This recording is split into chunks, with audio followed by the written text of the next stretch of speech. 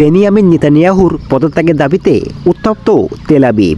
ইসরায়েলের এই কঠোরপন্থীকে এখন আর নেতা হিসেবে চায় না শুধু নিরীহ ফিলিস্তিনিদের নয়, তেল আবিবের রাজপথ থেকেই 21 জনকে আটক।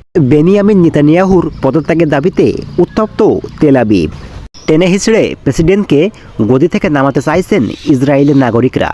তাদের কাছে নেতানিয়াহুর জন্য এক ব্যর্থতার প্রতীক। দেশটির মানুষের এখন একটাই দাবি, ব্যর্থ নেতানিয়াহু সরকারের পদত্যাগ। ইসরায়েলের এই কঠোরপন্থীকে এখন আর নেতা হিসেবে চায় না দেশটির মানুষেরা। হামাসের হাতে জিম্মি থাকা ইসরায়েলিদের অবিলম্বে ছাড়িয়ে আনতে একটি চুক্তি সই করার দাবি জানিয়েছে বিক্ষোভকারীরা। তারা আরও বলেন, গাজাতে থাকা জিম্মিদের মুক্ত করতে ব্যর্থ হয়েছেন নেতানিয়াহু, এজন্য তাকে পদত্যাগ করতে হবে, ছাড়তে হবে প্রেসিডেন্টের পদও।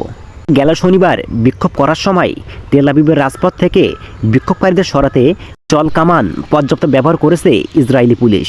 শুধু নিরীহ ফিলিস্তিনিদের নয়, নিজ দেশের অধিকারকামী জনতারা দেখল অত্যাচারী নেতানিয়াহুর বিভৎস রূপ।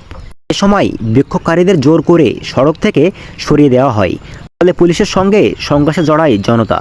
শুধু তেল আবিব নয়, বিক্ষোভের খবর পাওয়া গেছে ইসরায়েলের আরও বেশ কয়েকটি শহরে।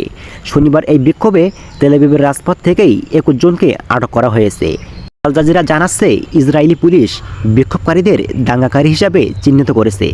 বিক্ষোভ করার সময় তেল আবিব থেকেই কমপক্ষে 5 জনের আটকের খবর পাওয়া গেছে।